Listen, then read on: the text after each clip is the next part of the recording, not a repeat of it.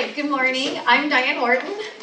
Hi, I'm Carrie Middleton, and we are both first grade teachers. I'm going to also just point out before I get started, I have notes. I'll be looking down at them, so my apologies because this is not super polished yet. But we are both first grade teachers in the Los Altos School District at Santa Rita Elementary School. Between the two of us, we have a combined 30+ years experience in teaching first grade. We participated in the Merit cohort last year, so we are Merit 2014 Fellows, which is kind of exciting. So we were in your shoes a year ago and can sympathize with what you're going through and all the different emotions of excitement and overwhelming and anxiousness to get back into the classroom. So with our experience in Merit last year, we were exposed to a lot of new ideas, and my Merit project that I was working on centered around math. And so Diane and I have kind of taken this to the next level and implemented a whole new way of doing math in our classroom, and that's what we're here to share with you today, is our journey to doing that. We have our presentation. We have listed below. It's tinyurl.com/blendmathk2. If any of you are up on the Twitters, you can follow along. Any comments or questions that you have, if you could add the hashtag blendmathk2 with it so that we can all follow the conversation. And we do have, if you have a question Q&A, they do want us to have you use the microphone as we are being filmed today. So, yeah. So part of our Merit experience was really being mindful of making sure our project that we did and brought back to our classrooms, what was last year, had a real purpose and a real need. So we want to share a little bit about what math is like in first grade. So enjoy. This is kind of where we were coming from. This is before Merit. Actually, even before Merit. Yeah.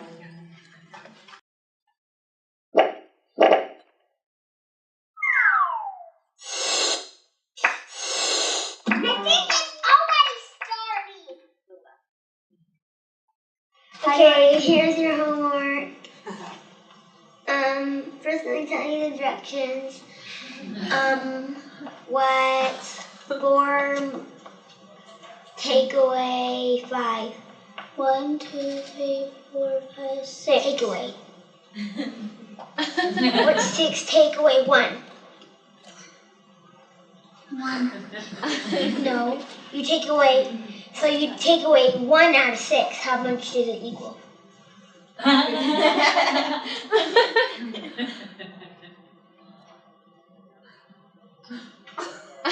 What's 10 minus 1? I don't know. 1, 2, 3, 4, 5, 6. 6, 7, 8, 9, 10. Take away 1. Which is it? 1, 2, 3, 4, 5, 6, 7. Nope. 1, 2, 3, 4, 5, 6, 7, 8. 8 and 1 more. And add 1 more. How many is equal? 1, 2, 3, 4, 5, 6, 7, 8. 1 equals, it makes 9. See how you take away? You take away 1, and it equals 1. Do you get it now? Yes. So we've had these conversations in the staff room after school, grade level planning, and you're like, and we spent a lot of time over the last few years trying to figure out how are we going to meet the needs of our students and really be able to differentiate personalized instruction and do that in our math block. So we had done daily 5 in our literature block and really felt like that was meeting the needs of our students with reading and writing. And the math seemed to be the biggest hurdle for us. The curriculum that we're provided by the district is whole class curriculum, and it's meant to be taught whole class with little chunks of, here's for your English learners and here's for your, gifted kids and, but not really a program that really helps us manage that time and feel like we're meeting the needs of everyone. And to be able to have those moments where you really need to get that breakthrough with that one kid, and then what are the rest of the kids doing? If you notice that video, all the rest of the kids are just sitting there. So after experiencing moments like that, we knew we had to make some changes.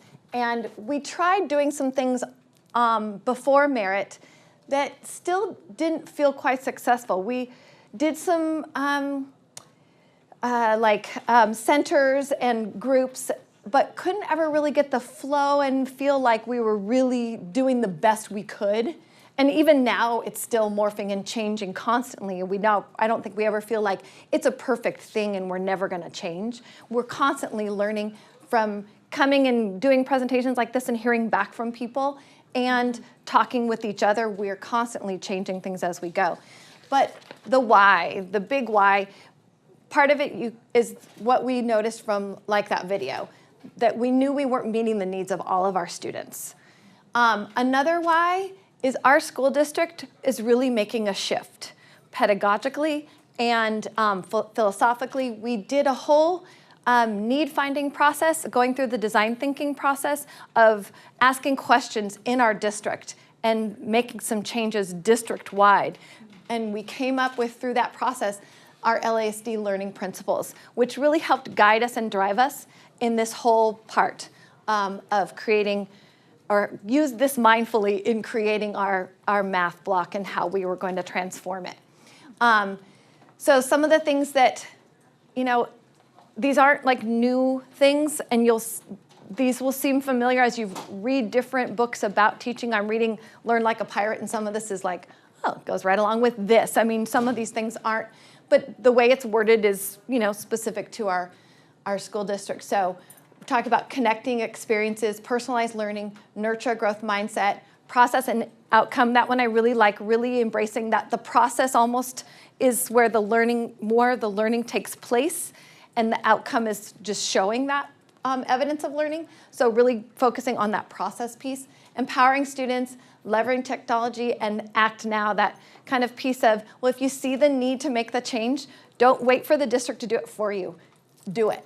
And I think our district also has that philosophy of you don't need to ask for permission. And don't even have to ask for forgiveness later. I mean, really, we are able to really have that freedom they trust us to know that we're the professionals that know what's best for our students. And every year that's going to be different. That population of kids that walk into our classroom every year is different. So we have to adjust how we do things and what we do every year because of that. And I think that what we've developed with our math gives us that opportunity to be able to do that. And Merit drove a lot of this as well, our experience. And then also, like Carrie said, this was her big project that she presented at the end of our Merit 2 weeks. So I'm going to kind of connect now how Merit influenced this. So last year, kind of in connection with having the mindset of our new district goals, as we just saw the LASD principles, we really started, Diane and I really started talking about, okay, well, we know what's wrong with our math problem, our block, but what does our ideal math block look like?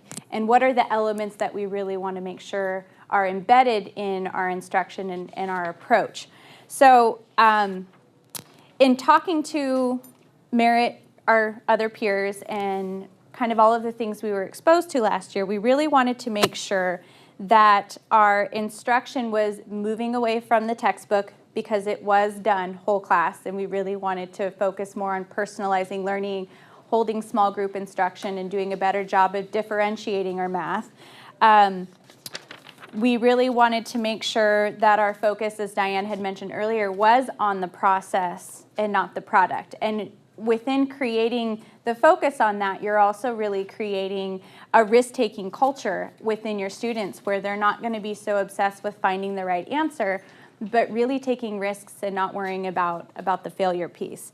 We really wanted to make sure that our students knew how to ask questions. That's a big 21st century skill that we wanted them to drive more of the instruction. And it's almost more important to ask the right question than it is to find the right answer. So really figuring out how could we foster that within math.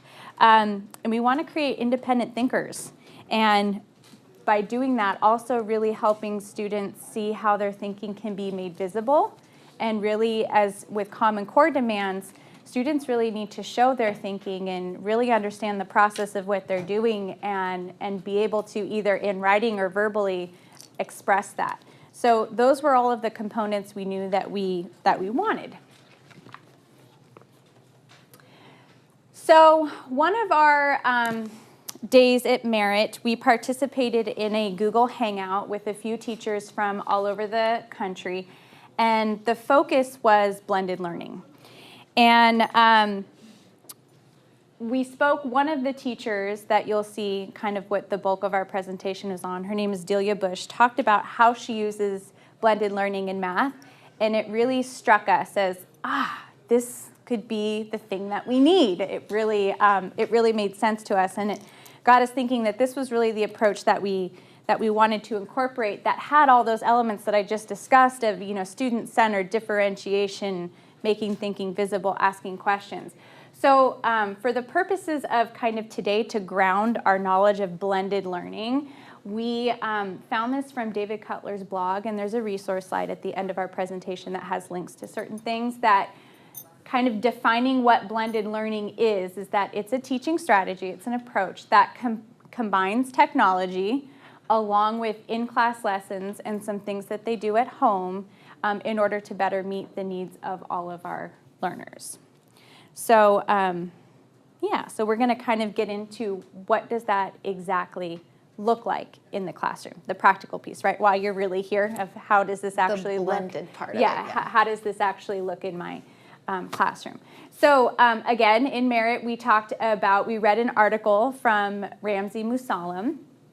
And he really was looking at the blended learning, because I think before, blended learning really had that kind of Khan Academy, really the idea of you learn it at home, you come back in the classroom, and then we talk about it. And there's a component that's missing from that, and that Ramsey has pointed out. And it's that number one, it's that explore piece.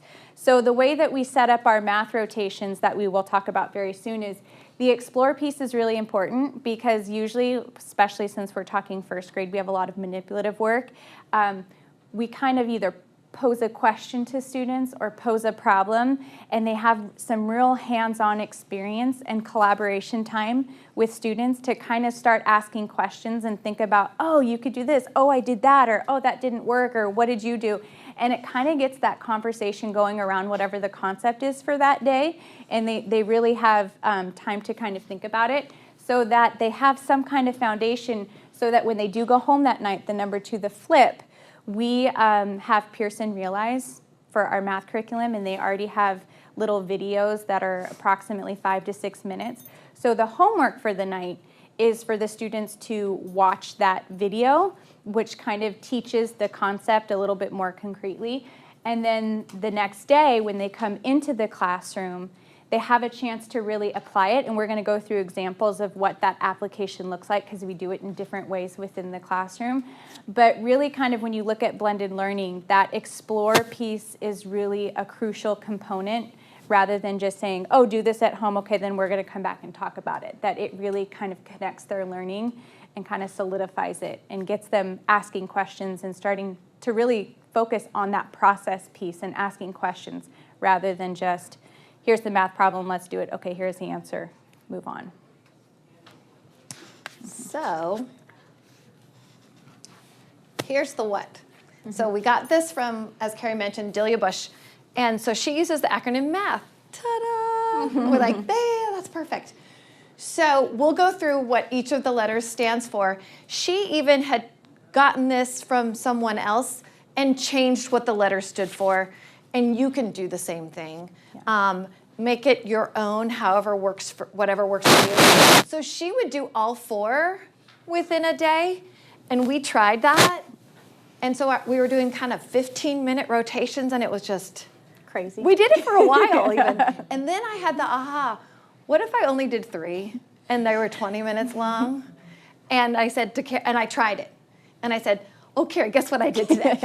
So like I said, we're still continually trying things out and changing things as we go, because it's not until you get into your classroom and you actually start doing this that you realize what works for you and your students. Yeah. That's the bottom line. And it could change year to year. It depends on your group and what they can handle. It's kind of like if you're familiar with daily 5, it could be daily 2 or daily 3. It doesn't have to be all 4 components. My tagline for my classroom is no 2 years are the same. And I've taught 19 years of first grade. But no, every year is completely different. Because I'm picking things up and we're changing, and we're learners too, constantly. You know that. Oops. You're here at Merritt. It's going Go crazy. back. I know. So the M in math is meet with the teacher. Now, meet with the teacher can be any number of things. And this can change daily, weekly, based on topic, whatever I need. The groups can be flexible. Sometimes they're homogeneous. Mostly they're heterogeneous. What I've noticed in math especially is when we tried doing other math groups before, I would have like the group that was all struggling, and they would come to me all together, and they're sitting at the table, and I would tell one child, okay, count out 6 counters. And then I turn over here, I'm sitting at my rainbow table, turn over here to another kid, okay, count out 6 counters, come back, that kid's done nothing. Yeah. And then all the rest of the ones in between are going, Mrs. Wharton, Mrs. Wharton, Mrs. Wharton, Mrs. Wharton. And I'm like, I'm gonna lose my mind.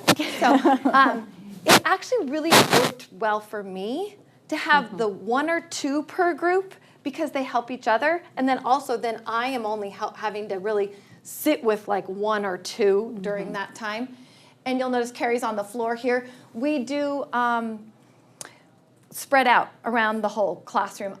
Neither one of us have assigned seats. The kids can work wherever they're comfortable and what meets their needs.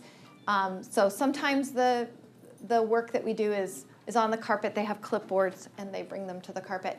So they might be working in their math journal during Meet with the Teacher, because maybe it's a new journal and topic or a new journal concept, and I want them to practice that with me that day. It might be the practice pages from the math curriculum, and that's what they're doing there. It might be a reteaching moment where I need a group that needs some more practice on a particular concept. I've also used it for formative and summative assessment. So I still do sometimes give the benchmarks, and I'll give those in group time, not the whole class all at once. And I do not give the summative assessment or the math benchmarks as terribly traditionally. I let them go back and correct their work, and we work through it together. It doesn't make a lot of sense to me that they take a test and you grade it and send it home where they see the results without having to go back and correct it and figure out and learn from it, because so I don't do a lot of summative, I guess. Because you kind of already know the kids that are going to do well on it and the kids that are going to struggle, and there's nothing worse than seeing a poor first grader who's almost in tears because it's just too hard. So I take a similar approach where we don't necessarily always correct it after the fact, that if they need help, we just work through that problem together. And it gives me feedback as to maybe what step they're missing in the process or what's difficult. Yeah. That I just don't feel the need anymore to be like, here's a test, I can't help you, I can't say anything. Right. It just because all the days right. up until that point, you were giving that support. It kind of feels weird to pull it all away when I know we want to know what they know, but I already know that. Yeah, if you're working with them